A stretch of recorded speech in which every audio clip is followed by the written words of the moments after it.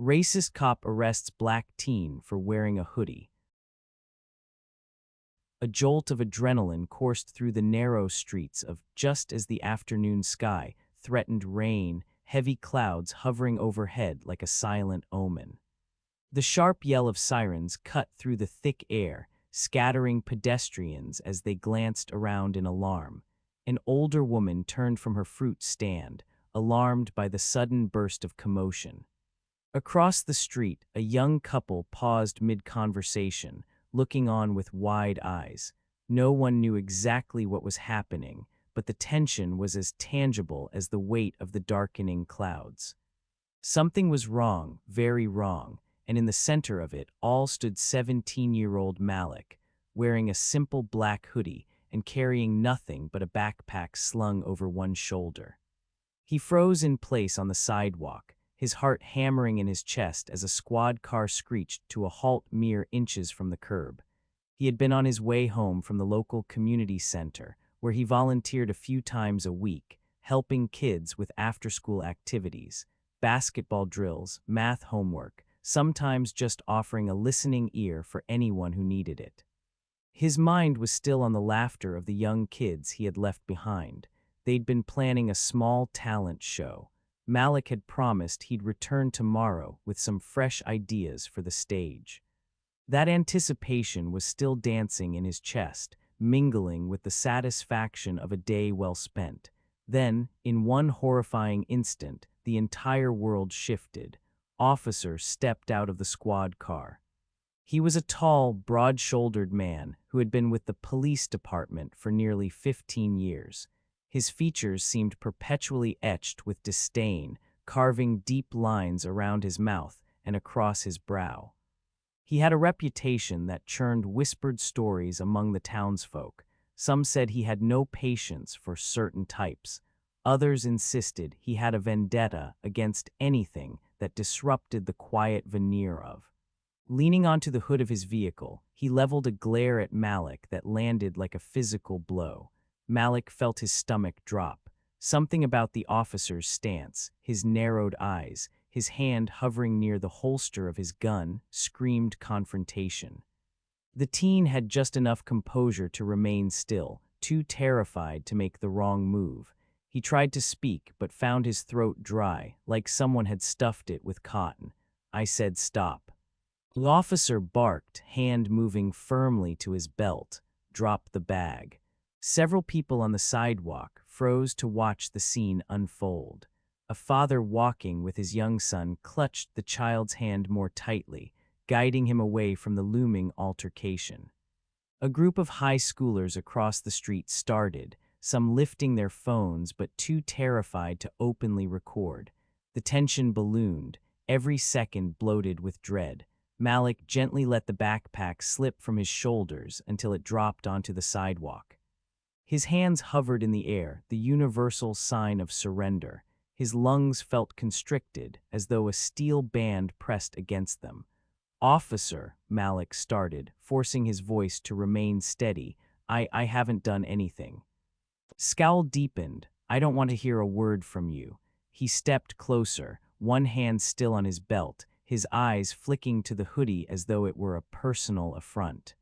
"We got reports of someone matching your description hanging around and acting suspicious in this neighborhood." "Suspicious," Malik parroted, almost choking on disbelief. He had grown up here. Half the street vendors knew him by name. He'd never had a run-in with the law before. "I was just walking home." "Don't lie to me," thundered, ignoring the rational explanation. His hand twitched as though he was itching to use force. Every line of his body language telegraphed hostility. If there was any trace of hearing Malik out, it vanished behind the cop's steely gaze. "We've had break-ins. We have vagrancy issues. We have enough trouble in this town, and I don't need a punk in a hoodie skulking around making it worse." Malik's heart pounded so loudly it roared in his ears. He could barely formulate a thought. Panic threatened to erode his composure, but he knew if he lost control, if he ran, if he even reached for his phone in the wrong way, it could end in tragedy.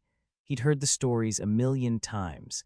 Young black men gunned down for a glance, for a gesture, for being in the wrong place at the wrong time, or wearing the wrong clothing. And now he was living that nightmare scenario, pinned under the glare of an officer who saw him as a threat for no reason at all. "I live around here," Malik managed, voice shaky but earnest. "I volunteer down the street. Ask Ms. At the community center, or the kids, they'll tell you." "Shut up," he hissed, stepping close enough that Malik could smell stale coffee on his breath. "Turn around." He spun Malik around, pressing him roughly against the hood of the cruiser. Malik winced, the cold metal and the unyielding pressure of the officer's forearm making him feel more vulnerable than he'd ever felt in his life. He tried to blink away tears of indignation and fear, but each breath he took only tightened the knot in his throat. A dull thrumming ache formed behind his eyes. His mind raced. Did I do something? Was there a misunderstanding? Could I talk my way out of this? But the moment began patting him down with an unnerving, violent efficiency. Every question and every rational approach fell away, replaced with raw terror. The world receded into black and white, just him, pinned against the cruiser, and the man determined to find him guilty of something. By now, a small crowd had gathered, half in shock, half in curiosity. Some onlookers murmured under their breath. A few, braver than most, had started filming. Whispers wound through the gathering. "He didn't do anything. Isn't that Malik? He volunteers with my nephew. What's he being arrested for?" The questions hovered in the stagnant afternoon air, thick with the crackle of building tension, but no one stepped forward. Fear of repercussions, of possible retaliation from the police, kept everyone at bay. His hand slapped the cuffs onto Malik's wrists with a painful click, the metal biting into flesh. Malik felt the sting blossom. The teen inhaled sharply, trying to keep the pain from overwhelming him, but adrenaline coursed uncontrollably through his veins. "Please," he said softly, not entirely sure if could even hear over the pounding of his own heart. "I didn't do anything."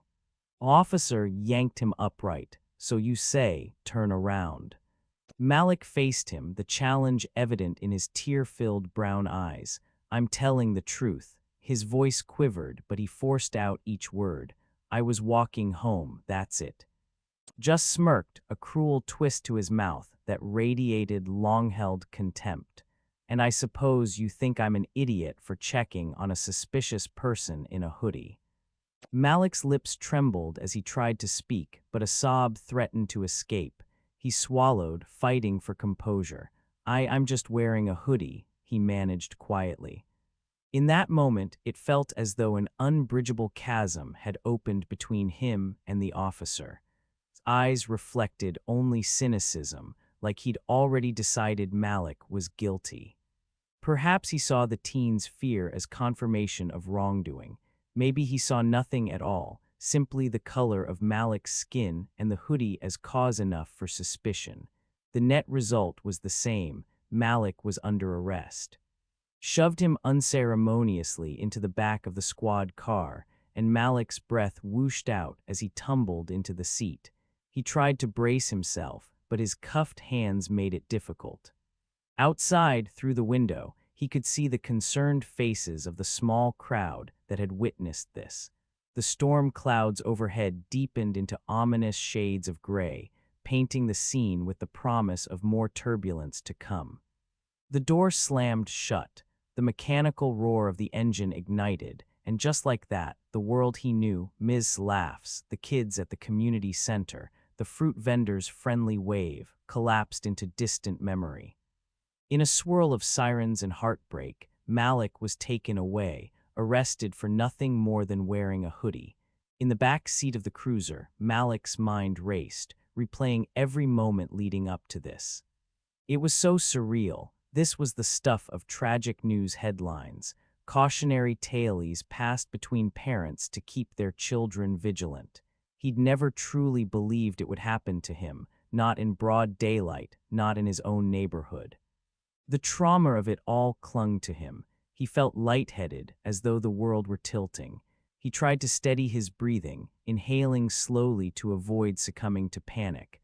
Outside the window, shops and houses blurred past. The squeal of the siren gradually subsided once they left the immediate crowds behind, replaced by the thrum of the engine. Officer didn't say a word. He just drove, jaw clenched, gaze locked on the road. His scowl in the mirror told Malik everything he needed to know. This man had no interest in hearing him out. Malik swallowed back bitterness. He thought about his mother, who would be at her job in a nearby medical office. She'd be preparing for her second shift of the day, half exhausted, yet always ready with a warm smile and some words of wisdom. What would she say if she saw him now? The thought of her heartbreak stung more than anything. And then there was his father, who'd passed when Malik was just a boy. He'd grown up with stories of his father's unwavering kindness, how he believed in fighting for justice in a peaceful, determined way. Malik's father had always insisted on giving people the benefit of the doubt. What would he make of this moment? Sirens were no longer necessary. The short drive to the police station felt like a jagged eternity. Eventually, the cruiser turned into the lot and Malik's breath quickened. He wasn't sure what was going to happen next. Would they book him, charge him with something non-existent, let him go after humiliating him in a holding cell? The possibilities churned through his mind like a toxic tide. Parked, stepped out, and yanked the back door open. Malik flinched at the sudden jerk on his arm as the officer pulled him from the car. Concrete scraped the tips of his sneakers, and the humid air plastered his hoodie to his back. The sky rumbled, echoing a sense of dread that seemed to seep out of every corner of this place. They entered the station. Fluorescent lights buzzed overhead, casting a harsh glare on the scuffed linoleum floor. The receptionist, a tired-looking woman in a blue uniform, glanced at Malik with muted surprise. "What's the charge?" His lips curled. "Suspicious activity," he said, as though that was a legitimate law. "We had multiple calls about a prowler in a hoodie." "Uh-huh," the receptionist said uncertainly, her eyes flicking to Malik and then back too. She began typing something into the computer. "We're booking him then." "Absolutely," growled, passing over the necessary forms. He shot Malik a glance that made the teenager feel like the scum of the earth. "I want him in a holding cell while I filed the paperwork." Malik's stomach churned. He wanted to scream that this wasn't right, that he shouldn't be here, that no law had been broken. But every time he thought of protesting, his mouth turned dry, tongue thick and uncooperative. The fear of making things worse gnawed at him. He remembered his mother's warnings, the talk she'd given him a year ago when he started getting tall and more visibly adult in the eyes of strangers. If ever the police stop you, don't argue, don't make sudden moves, comply and hope you make it out alive. It was a heart-wrenching conversation, but now, for the first time, Malik felt the raw reality of those words, the cold fear of them pressing in on him. They took his. The bright flash of the camera felt like a scorching brand, marking him with a label he hadn't earned. The officer who took his fingerprints avoided Malik's gaze, performing the routine with mechanical indifference. Each press of his finger onto the ink pad drove home a sense of injustice, as though each swirl of his print was being catalogued alongside hardened criminals. Afterward, led him down a hallway lined with metal doors. Each step echoed ominously. Malik cast a glance at the cells, some occupied by silent, slumping figures who turned disinterested or pitying eyes toward him. At last, unlocked one of the empty cells and shoved Malik inside. The clank of the metal gate felt final, like the clang of a judge's gavel dooming him to an unknown fate. "You stay there until we can figure out what to charge you with," spat, shutting the cell door behind him. Malik pressed his forehead against the cool bars. "But I didn't do anything. You can't do this," he protested, finally giving voice to his outrage. Just turned away, ignoring him entirely. The echo of his boots against the concrete faded, leaving Malik alone in a swirl of silent fear and confusion. The cell was cramped, lit by a single buzzing fluorescent bulb that bathed everything in harsh, unforgiving light. There was a narrow metal bench attached to the far wall and a stainless steel toilet in the corner. The walls smelled faintly of bleach, though a lingering odor of sweat and despair clung to the stale air. Malik sank onto the bench, the metal biting into his thighs even through his jeans, and stared down at his cuffed wrists. Outside, thunder rolled in the distance. A pounding ache formed in his temples. Time lost all meaning in that small cell. Minutes seemed to stretch into hours. At one point, a different officer, an older man with worried eyes, arrived to remove Malik's handcuffs. Malik shook out his wrists, murmuring a barely audible thank you. The older officer seemed uncomfortable as he locked eyes with Malik. There was none of hostility in his gaze, but there was also no empathy. No, I'm sorry for what you're going through. It was more akin to professional detachment, spiced with a hint of regret. Then he disappeared. Alone again, Malik tried to refocus. If he could get a phone call, he could contact his mother or Ms. at the community center. Maybe they could prove to the station that he was no criminal, that he was simply a teen caught in a terrible misjudgment. He wondered if the police would allow him that call. Legally, he knew they had to, but he also felt cornered, uncertain if that right would be delayed or altogether by someone like. Memories flitted through Malik's mind, unbidden but vivid. He recalled the first time he wore a hoodie, a simple gray pullover with the school mascot on the front. He'd saved up allowance money to buy it. His mother had offered to pay, but he insisted on doing it himself. There was so much pride in that small purchase, pride in independence. Now that garment, so ubiquitous in youth culture, had seemingly become a target on his back. He thought of the children at the community center, especially little Danny, who followed Malik around like a shadow.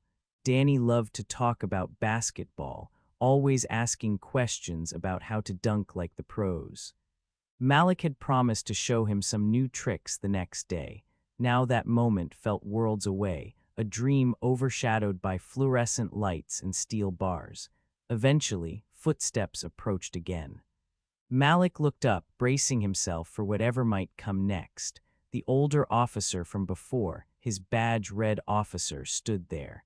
He opened the cell door, though he didn't immediately motion for Malik to leave. Instead, he simply stood, posture rigid, face creased with a mixture of sympathy and embarrassment. "You want your phone call?" he asked softly. Malik nodded rapidly, relief making his heart skip. "Yes, please." Guided him to a small desk near the cell blocks, where an old telephone was perched on a metal table. "You get one call," he said, voice gentler than Malik expected. "Make it count." Malik exhaled shakily. He picked up the receiver and dialed his mother's cell number. Time seemed to slow as the phone rang once, twice, 3 times. Each unanswered ring sent a shard of panic through him. Finally, he heard the click, and his mother's familiar voice came on the line, brimming with worry. "Hello, Malik." "Mom," he breathed, voice trembling. The simple sound of her voice almost undid him. Everything he'd been holding back threatened to break free. "Mom, I'm at the police station." Her sharp intake of breath was audible. "What happened? Are you okay? Did something?" I'm not hurt, but he stumbled over the words. "The police arrested me, for they said I was suspicious." Saying it out loud felt so absurd. Tears burned at the corners of his eyes. "I was just walking home." There was silence on the other end, and in that silence, Malik pictured his mother's face twisting with shock and fury. When she finally spoke, her voice was calm but steely. "I'm coming. Don't say anything more to them until I get there. I'll call Mr. Davis. He's a friend, a lawyer. We'll figure this out." A wave of relief passed through Malik. He nodded into the phone. "Okay, Mom." She repeated that she was on her way, told him to stay calm, and then the line went dead. Malik hung up the phone, feeling a surge of reassurance. His mother was formidable when it came to protecting her children.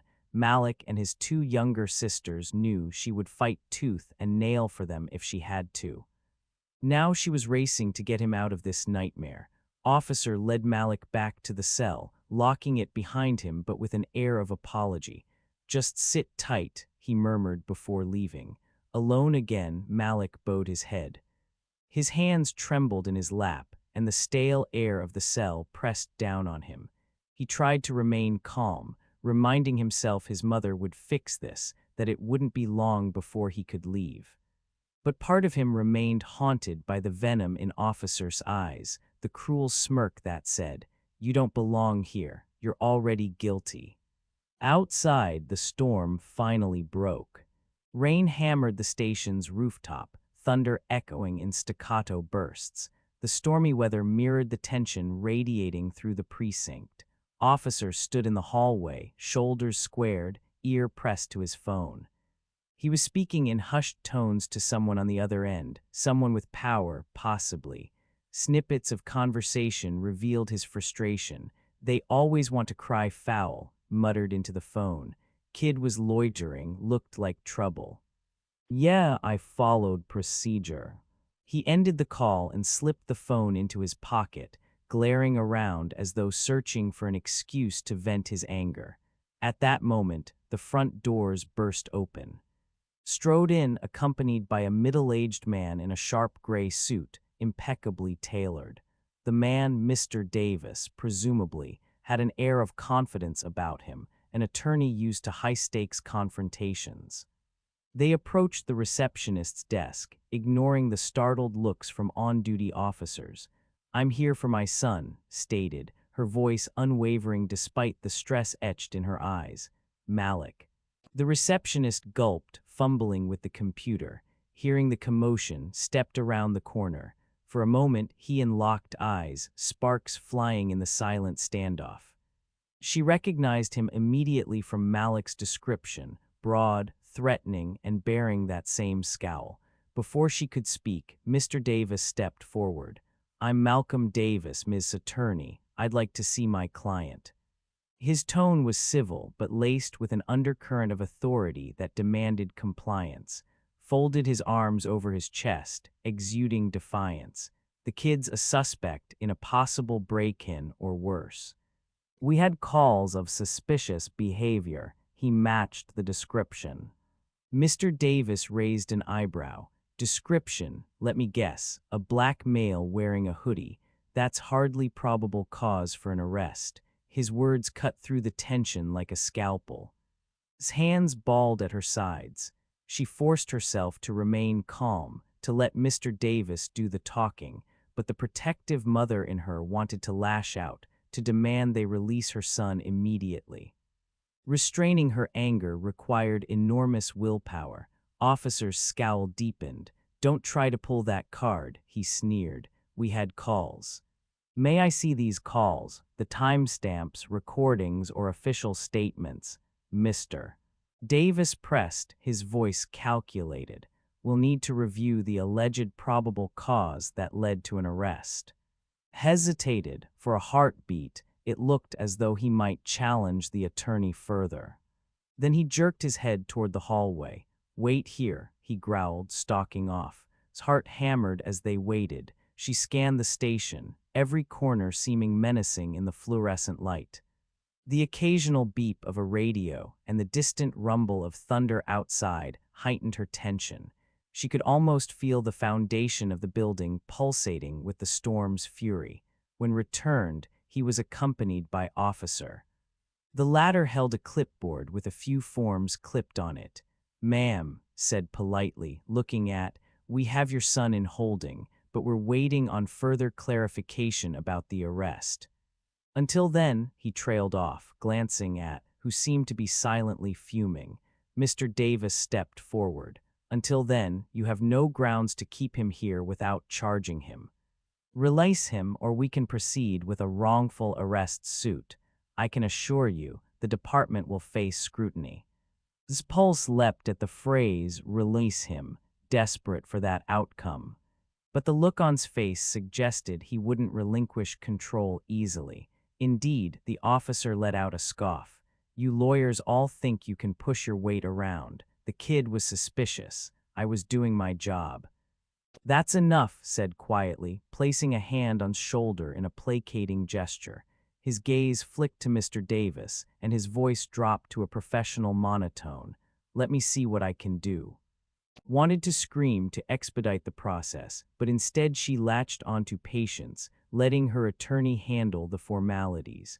Every second felt like an hour, but at last, after hushed discussions and attempts to spin some semblance of probable cause, led them to Malik's cell. Exhaled sharply when she saw him. He was seated on the metal bench, head in his hands.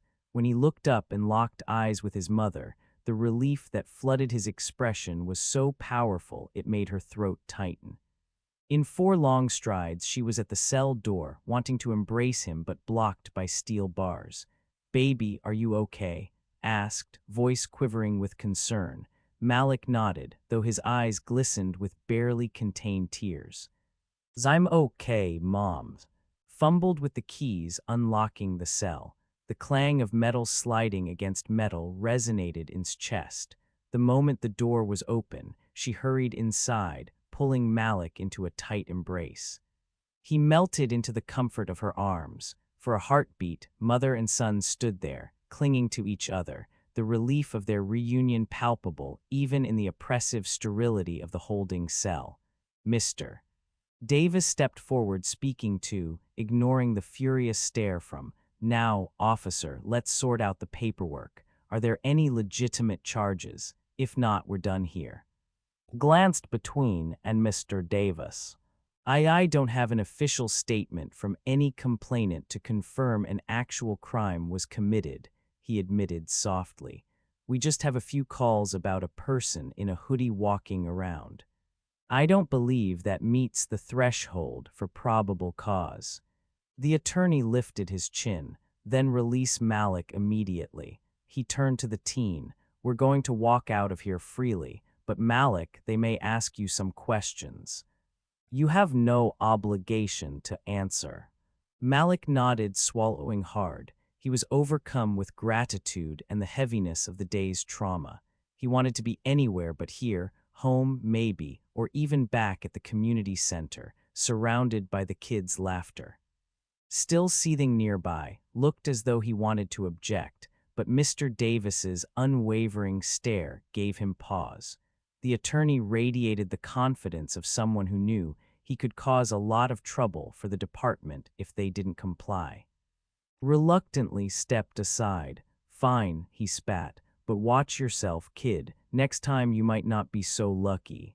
Rage flared in his eyes. "Are you threatening my son?" she demanded, voice trembling with anger. Smirked, turned on his heel, and strode away, leaving only a trail of tension in his wake. Cleared his throat apologetically. "Let's do the paperwork and get you out of here." Within half an hour, Malik stood in the station's lobby, feeling an inexplicable sense of unreality. Thunder still rumbled in the distance, and the fierce downpour pelted the windows. He'd never thought the lobby of a police station could be such a relief, but just stepping out of the holding cell felt like a liberation. Mr. Davis handed back Malik's backpack, which an officer had retrieved, and then turned to. "Under the circumstances, they have nothing to charge him with," the attorney said quietly, glancing around. "We'll keep an eye on this. If officer tries anything else, or if the department makes any insinuations, call me immediately." Nodded, expression half gratitude, half worry. "Thank you, Malcolm." He gave a curt nod. "Don't mention it." Then he turned to Malik. "You okay, kid?" Malik managed a shaky smile. "I'm as okay as I can be, I guess." "Thank you for helping." Mr. Davis placed a reassuring hand on Malik's shoulder before excusing himself to finalize the last bits of administrative work. As he walked away, turned to her son and finally took a moment to really look at him. She saw the fear lingering behind his eyes, the tension in his posture, the exhaustion etched in every line of his face. "Let's go home," she said softly, pulling him into another embrace. "I'm here. I'll always be here." Malik nodded, clinging to her for support. He still felt the phantom press of those cuffs on his wrists, the sting of officers' words echoing in his ears. But for now, he was free. The two stepped out of the station into the raging storm, letting the cold rain wash over them as though trying to cleanse the nightmare of the last few hours. They climbed into Skar, the headlights cutting through the sheets of falling rain. The drive home was silent, except for the rhythmic swish of the windshield wipers. Malik stared at the blur of streetlights through watery glass, mind in turmoil. He wanted to talk, to share every frightening moment, but his throat felt tight, words stuck. Glanced at him now and then, her expression filled with maternal concern. She didn't push him. She let him hold his emotions in whatever space he needed until he was ready. When they finally reached their small home, a cozy two-bedroom bungalow on the edge of Malik felt an overwhelming sense of relief.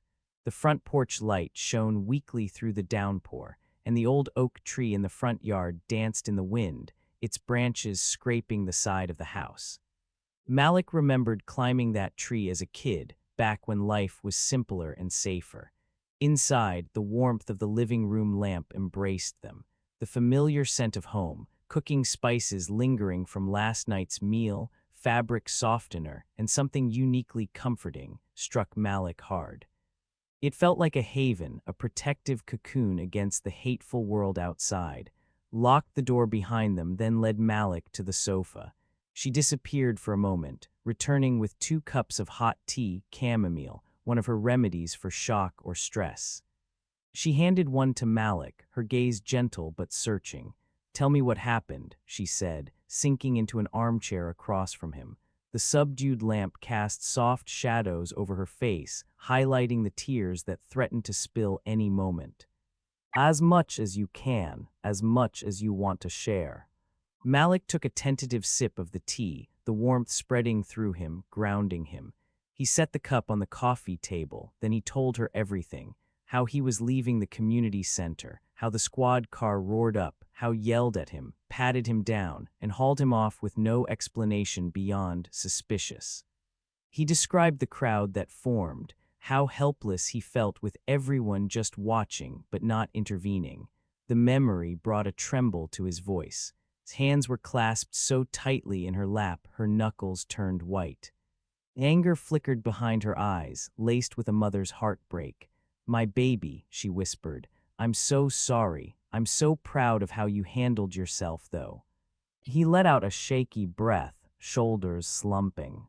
"I didn't know what else to do, Mom. I felt powerless." Stood and moved to the sofa, wrapping him in a comforting embrace. He rested his head on her shoulder. For a long time they sat like that, letting the storm's calming lull fill the silence in the living room. When the tears finally came, they were shared tears of fear, relief, rage at the injustice of it all. When the storm outside finally subsided, a hush settled over. The thunder moved off into the distance, rolling toward other towns. The fresh scent of rain clung to the night air, mingling with the subtle aroma of chamomile tea. Even though the storm had passed, Malik knew another one loomed on the horizon, one that involved confronting bigotry, the culture that allowed it, and the emotional toll it had already taken on him. The next day, Malik woke to find the sun had chased away the storm clouds. Rays of morning light spilled through his bedroom window, painting a pattern of gold on the floor. For a moment, he lay there, staring at the ceiling, trying to convince himself that the previous day's events had just been a nightmare. But the faint ache in his wrists, along with the swirl of uneasy memories, reminded him otherwise. He rose, dressed quietly, and found his mother in the kitchen. She had dark circles under her eyes and was stirring oatmeal on the stove. She tried to smile when she saw him, but it wavered, exhaustion dimming her usual warmth. "Morning, baby, did you sleep?" she asked, voice gentle. Malik shrugged. "Not much, you." She shook her head, eyes downcast. "Barely. I kept thinking about yesterday." Malik took a seat at the small table. Me too, he admitted. But maybe we can just move on. Set a bowl of oatmeal in front of him, then sat across the table. You know I'm not going to let this go, she said, surprising Malik with the quiet steel in her voice. I spoke with Mr. Davis last night. He said we could file a complaint with internal affairs. This man, he can't just keep doing this. A sliver of apprehension slid through Malik. The thought of confronting again sent his pulse pounding, but at the same time, he knew the alternative was letting him continue to bully people, to perpetuate the fear and injustice that had stolen Malik's sense of security. He nodded slowly. Okay, Mom, I don't want to draw more attention than we need to. Reached across the table, covering his hand with hers. Sometimes the hardest thing is to speak up. But if we don't, we're just giving him free rein. How many other young men, just like you, has he treated this way? Malik swallowed hard, recalling the rumors around town about heavy-handed policing. He'd heard quiet stories of other teens stopped for no reason, or men pulled over on suspiciously flimsy excuses. None of those stories had ever seemed to gain traction. People were too afraid, too discouraged to take it further. All right, Malik said finally, eyes fixed on the pattern of the tablecloth. Let's do it. I'll talk to Mr. Davis, give him my statement. Squeezed his hand, offering a small, reassuring smile. We'll do it together. She turned back to the oatmeal, giving Malik a chance to collect himself. As he ate, he noticed a text from Ms. on his phone. She'd heard the rumors. Apparently word had spread around the community center that Malik got arrested. She asked if he was okay and told him to let her know if he needed anything. The outpouring of concern in the local group chat was overwhelming. A few parents of the kids Malik helped coach even reached out, outraged at what had happened. Malik felt a surge of conflicting emotions, gratitude for their support, shame that he was in such a position. But more than anything, he felt a flicker of hope that this might not end in despair and isolation. Perhaps the community would stand with him. By mid-morning, Malik and were at Mr. Davis's modest law office on the outskirts of small downtown. The waiting area was adorned with tall potted plants, and a small water feature trickled quietly in the corner. The calm environment was at odds with the turbulent feelings churning inside Malik.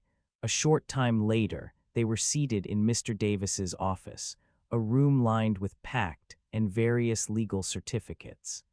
Behind the desk, a large window overlooked a tranquil garden. The attorney leaned forward, listening intently as Malik recounted every detail of his arrest. Occasionally added bits of context, how he'd been volunteering at the community center, how he had never had a run-in with the police before, how officer had no valid reason to suspect him. Mr. Davis took meticulous notes, nodding occasionally. Once Malik finished, the attorney exhaled.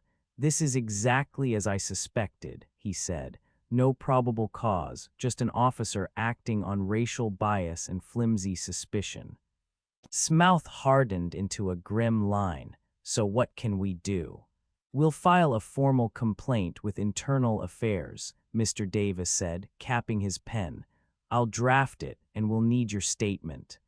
We might also reach out to the press. Cases like this sometimes gain traction if the public is made aware." Malik's eyes flicked to the floor.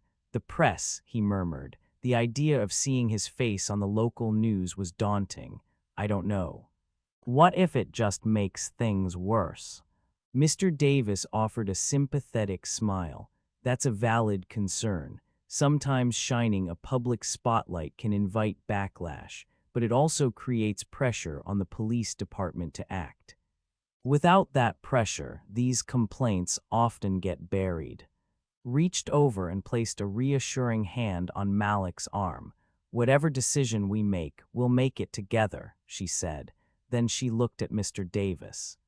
"But for now, the complaint is the first step." "Agreed," Mr. Davis said, tapping on his keyboard. "I'll finalize it. In the meantime, you should consider if you're comfortable with media involvement. I have connections with a local reporter who covers civil rights issues. Malik nodded, though his stomach churned. He wanted justice, but he also feared that no one would believe him or that it would lead to more harassment. Still, he remembered the fear and helplessness of that day and felt a flicker of conviction. Maybe this was worth the risk. "All right," he said softly. "We'll file the complaint." Mr. Davis flashed a confident grin. "Perfect. Let me just gather your statements." Malik and spent the next hour giving a thorough account to help Mr. Davis construct the complaint. They provided every detail, the names of witnesses they could identify, and any other relevant information. By the time they finished, Malik felt emotionally drained, but also oddly empowered. He was doing something tangible, refusing to let abuse go unanswered. Word traveled quickly in small towns like. By the time Malik and his mother left the law office, social media chatter had already started buzzing with updates. Rumors of the racist cop arresting a black teen for wearing a hoodie swirled on Facebook community pages, group chats, and even at local high schools. Some posts were supportive, while others were skeptical. There were those who questioned the validity of the story, wondering if Malik was doing something else, or if the liberal media was exaggerating. The toxic swirl of online commentary only made Malik's stomach tighten further. He tried to block out the noise. In the days that followed, he returned to the community center to keep his promise to the kids, throwing himself into volunteering as a way to find a semblance of normalcy. Ms. greeted him with open arms, telling him how outraged everyone was at what happened. The kids asked about him with wide-eyed curiosity, not fully understanding the gravity of what he'd experienced, but sensing the shift in the grown-ups' demeanor. Malik did his best to answer their innocent questions honestly yet gently. Meanwhile, continued to communicate with Mr. Davis, who updated her on the progress of the complaint. It was a long, bureaucratic process, letters back and forth, responses from the department that initially deflected blame, attempts to stall. Yet every time they tried to bury the case in red tape, Mr. Davis countered with unwavering resolve. "I've seen these tactics before," the attorney said one afternoon when called for an update. "We just have to keep pushing. Eventually, they'll have to conduct a thorough investigation, or risk looking like they're deliberately covering for a racist officer." The prospect of a formal investigation both relieved and unsettled Malik. Part of him worried that going against the police would cast him as a target. Another part of him, a stronger, more determined part, understood that sometimes real change only came from taking risks. A week passed and the tension simmered. Some community members around Malik expressing their support, sharing stories of their own unfortunate run-ins with officer. Others bristled at what they perceived as cop bashing, insisting the police were just doing their job. It became a polarizing topic, with heated debates around dinner tables, on street corners, and online forums.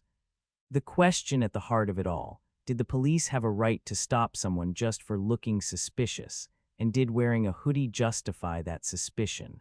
One bright afternoon, Malik was helping Myth inside the community center, setting up chairs for a small event. She had invited a local writer to read stories to the kids and spark their creativity. Malik moved quickly, glancing periodically at the clock. He was determined to be efficient, to keep his mind occupied. "Are you okay, sweet boy?" Ms. asked gently, sensing his distraction. He paused, leaning on the back of a foldable chair. "Trying to be," he admitted, "just everything. The complaint, the stares I get whenever I walk around town now." Miss' warm hand rested on his shoulder. "It's a heavy burden," she said, compassion lacing her tone, "but you have support here." Malik mustered a small smile. "Thank you, it means a lot. Just as they were about to continue setting up, a figure appeared in the doorway. Officer. He was out of uniform, wearing casual clothes, his expression a mix of apprehension and determination. His eyes narrowed suspiciously, but Malik recognized him and felt a jolt of uncertainty. Officer, Malik greeted him hesitantly, stepping forward, nodded. I'm not here officially, he said quickly, as if to reassure them. He glanced around the empty room. Can we talk privately? Ms. cast Malik a concerned look, but he nodded. It's okay, he said to her. She squeezed his arm and walked to the far side of the room, giving them space but remaining within earshot, just in case. Rubbed the back of his neck, looking uncomfortable. I wanted to apologize, he said, voice low, for what happened that day. I saw how treated you. I should have spoken up sooner. I'm sorry. Malik exhaled, stunned at the admission. Thank you, he said quietly, struggling to keep his composure. I appreciate it. The older officer shifted, as though wrestling with something else he needed to say. He's been with the department a long time. He has a history, but I'm telling you, not everyone on the force thinks or acts like him. He lowered his gaze, shame flickering across his face. It's just hard to go against him. Well, he's connected. A spark of anger flared in Malik, but someone has to, or nothing changes. Hesitated, then nodded. You're right. He took a deep breath. Look, I'm not officially giving you this information, but there's an investigation coming down the line. Internal Affairs is sending a detective to interview people about. If you or your lawyer need me to corroborate any statements about how you were treated, he swallowed. I'll do it. Malik's throat tightened. Really? Oh, yes. His eyes were earnest, because it was wrong. A wave of gratitude mixed with relief washed over Malik. That means a lot, he said, voice trembling slightly. Nodded, a subdued smile tugging at his lips. I just wanted you to know that not everyone's against you. Some of us want to do the right thing. He lifted a hand in an awkward wave and then hurried out of the community center before Malik could say anything else. Ms. approached, concerned about furrowing her brow. Everything okay? Yeah, Malik murmured, still processing the conversation. I think it might be a step in the right direction. Wordof's willingness to speak out was a game changer when Malik, and related it to Mr. Davis later that afternoon. The attorney was pleased, though cautious, warning that the department might close ranks or pressure to retract his statements. Regardless, having an officer on record challenging's version of events significantly strengthened Malik's complaint. Days stretched into another week. The rhythm of life tried to reassert itself. School, volunteering, days at's job. But the undercurrent of uncertainty remained. Malik felt it most keenly whenever he walked alone, wearing his hoodie against the autumn chill.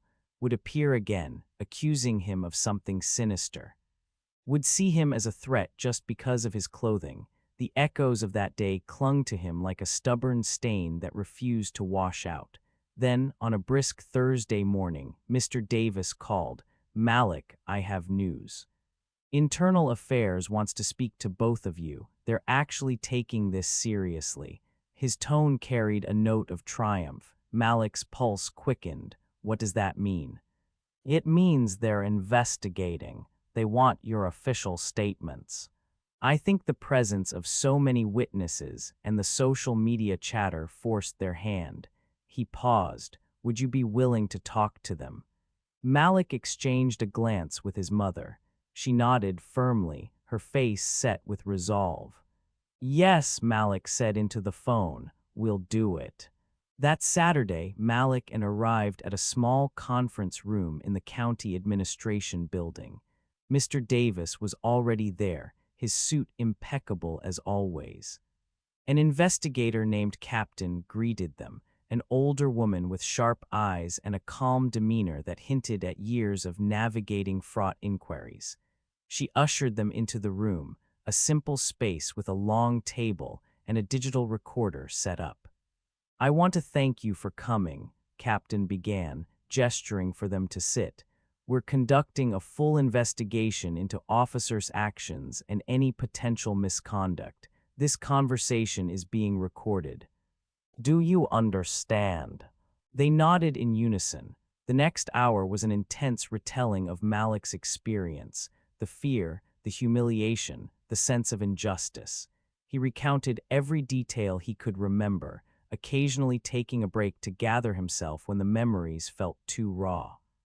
Added her observations, speaking passionately about her son's character and how out of line's behavior had been. Mr. Davis offered clarifications when needed, ensuring the account was thorough. Captain listened intently, taking notes. When they finished, she paused the recorder. "Thank you for being so honest. I'll be speaking with officer, of course, as well as any other involved parties." She folded her hands on the table. "And I understand you have an officer who's willing to corroborate your story." Malik nodded. "Yes, ma'am, he was there." Captain managed a faint smile. "I appreciate your courage in coming forward. I can't promise any specific outcome yet, but this is being treated seriously." Malik let out a breath he didn't know he'd been holding. "Thank you," he said softly. In the weeks that followed, tension reached new heights. The mere knowledge that was under formal investigation stirred a hornet's nest, some officers around him vehemently denying any wrongdoing. Others, those who'd grown tired of his belligerence, quietly waited to see if justice might finally be served. The community became even more divided. Neighbors argued over dinner tables. Local businesses either voiced support for Malik or tried to stay neutral to avoid upsetting the police. Online, the debate raged on, with some praising Malik's bravery and others labeling him a troublemaker or an attention seeker. Malik tried to keep a low profile. The negativity weighed on him. He saw hateful posts claiming he was playing the race card or seeking a payout. There were taunts suggesting he wanted free money from a lawsuit. At times, it chipped away at his resolve, making him question if it was worth it. But every time he wavered, he remembered the feeling of those cuffs biting into his wrists. Sneer as he declared Malik guilty for simply wearing a hoodie. That memory fueled him to stand firm. Meanwhile, Officer seemed to double down. He was placed on limited duty while the investigation proceeded, but Malik still caught glimpses of him around town. Once, while shopping for groceries with his mother, Malik locked eyes with the cop in the cereal aisle. Didn't say a word, but the hatred in his glare was unmistakable. Malik's heart hammered, and he moved quickly to another section, hoping to avoid an incident.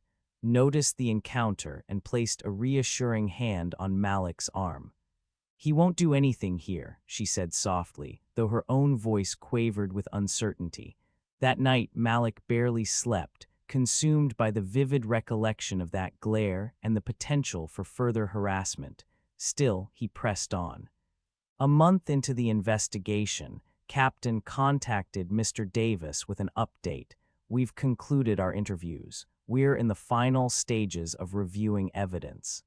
Mr. Davis wasted no time relaying this to Malik and cautioning them that final stages could still take weeks, but the progress felt like a small victory.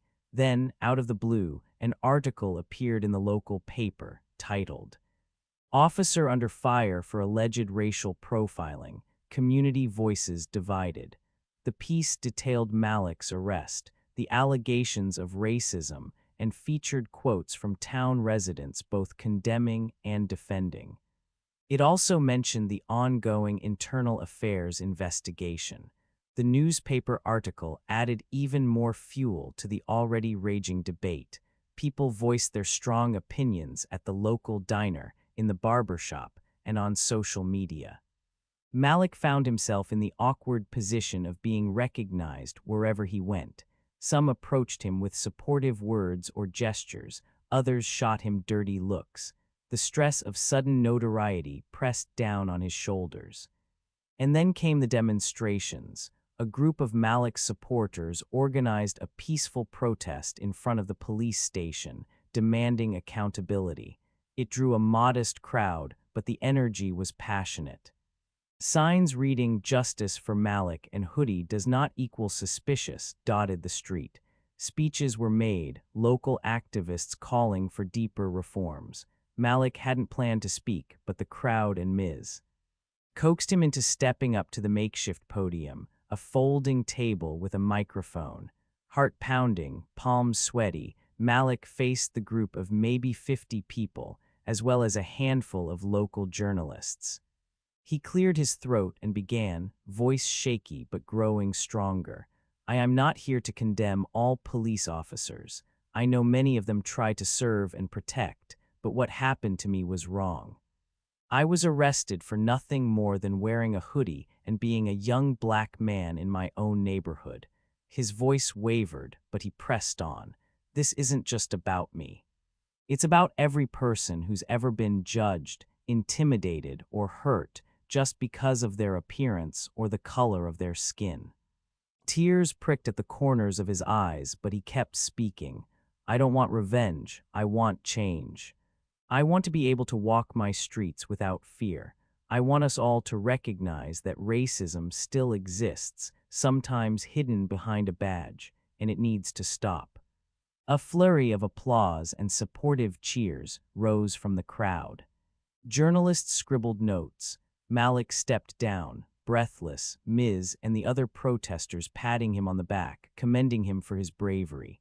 Yet part of him couldn't help scanning the periphery for any sign of, worried he might appear with that same hateful stare or a retaliatory action.